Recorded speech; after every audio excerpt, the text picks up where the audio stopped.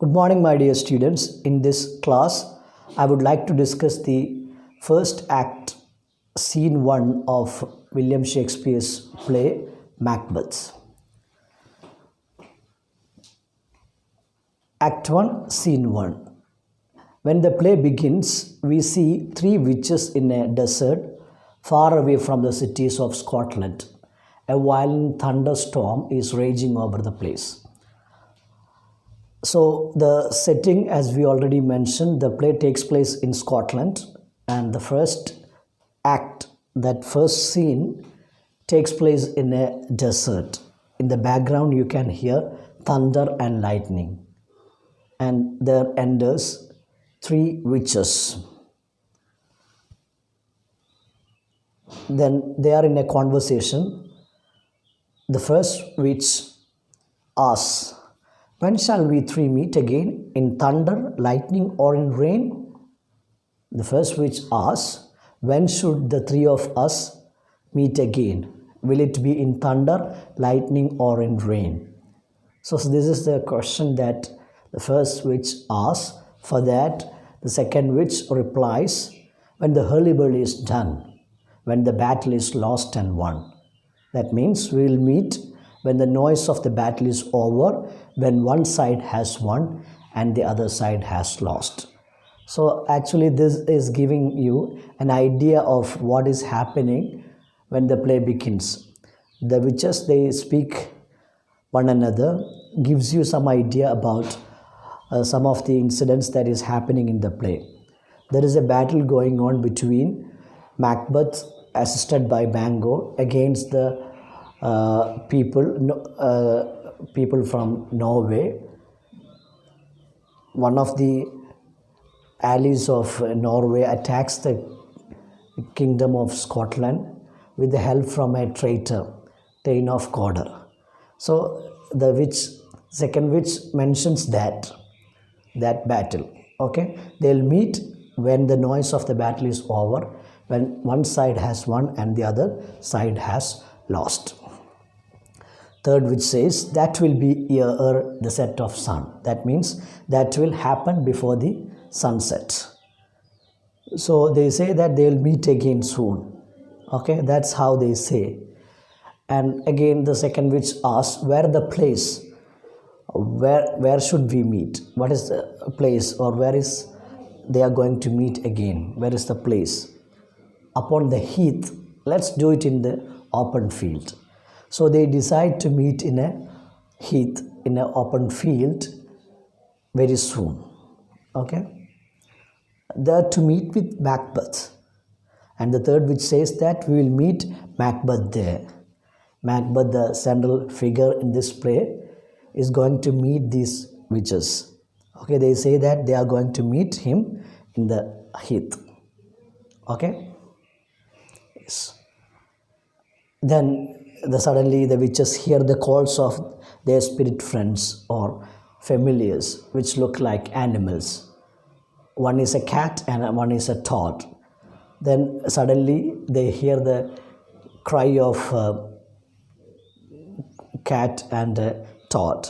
It is believed that these spirits, they take the form of these animals, and that's how they travel. They can vanish, they can disappear like that. So they hear the cry, "I come, Gramakin," calling to her cat. I'm coming, Gramakin. So you can hear the cry of Gramakin, that is a cat. So the first witch says that, "I'm coming." Second witch, again, Paddock calls. "My toad Paddock calls me." The second witch also says that my friend Paddock is calling me. And the third one, Anand, to her spirit, "I'll be right there." So they are going to go when their companions, spirits, the animals are calling them. So they are about to leave.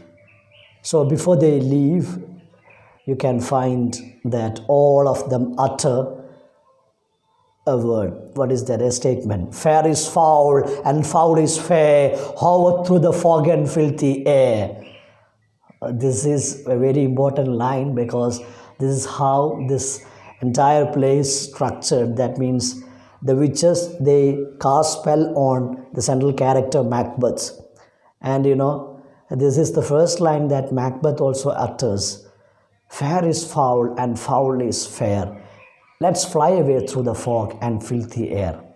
That means everything that happens to be fair for the people looks to be foul for the witches.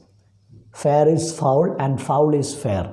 And everything that is foul seems to be fair for the witches. And that is how, this is the line that they utter and they vanish, they disappear. So this is the background of this is what happens in the first act, the first scene of the first act. You find that three witches meet in thunder and lightning, and they are in a conversation. They say that they are going to meet Macbeth in a heath, and and that is going to be taking place very soon. So we are going to meet, these witches are going to meet Macbeth. Okay, this is what happens in the first scene. Now take a look at some of the vocabulary items from this act. Hurly-burly, the word means uproar, and the word er means before, heath means a uncultivated land, and Graham Aiken said it's a cat. It was believed that the spirits attending upon witches used to assume the forms of dogs, cats, etc. Okay, and this play uses supernatural elements, like witches appear in between in this play.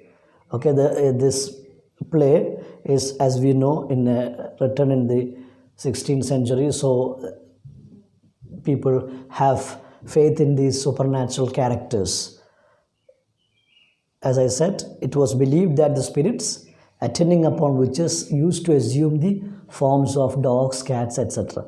They can take shapes of these animals. Paddock means a thought. Remember, they leave when these animals cry, they call them. That's how they leave. Okay, so a mystery is created in the first scene itself. Okay, something mysterious is also there. The play is going to be influenced, the central character is going to be influenced by these witches. That's what you have to understand. And there is a line that they utter: fair is foul and foul is fair. That means what is foul to others is fair to us. Us means the witches. And what is fair to others is foul to us. So what is going to be good for them, it's evil. And what is evil for others is good for them. So they are somewhat mysterious characters, and they cause evil influence on the characters, especially the central character Macbeth. Hover means linger about uncertainly. Fly here. Fog means water vapor, and filthy means dirty. So I hope you understand the first scene of the first act. So the witches are introduced, and they say that they are going to meet Macbeth very soon, and they are also hinting at a battle that is going on, and we'll come to know that as well. As I mentioned, this is the first question that we need to answer. When the battle is lost and won, which is the battle referred to? The second witch who speaks these words refers to the battle between Macbeth, assisted by Bango, and MacDonald, an ally of the King of Norway. Macbeth overthrew the rebel and captured the Thane of Cawdor, a traitor who helped the Norwegians.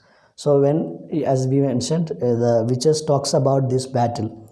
This battle is taking place between Macbeth and MacDonald, an ally of the King of Norway. They are attacking Scotland, and Macbeth, being the general of one of the generals of Scotland, is trying to defend the country, and he is assisted by Bango.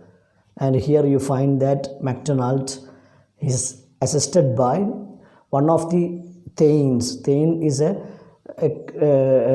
position that is given to the rulers of Scotland, and one of the rulers that is Thane of Cawdor, is helping the enemies.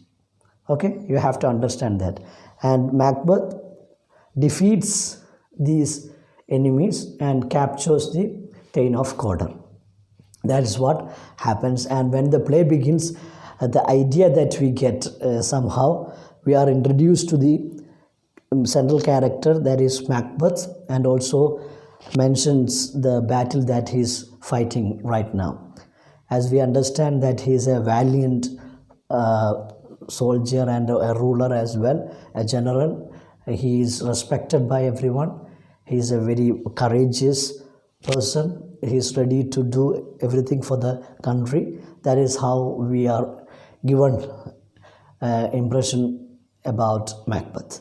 Thank you very much, and we will discuss more about this play in the coming classes. Thank you very much.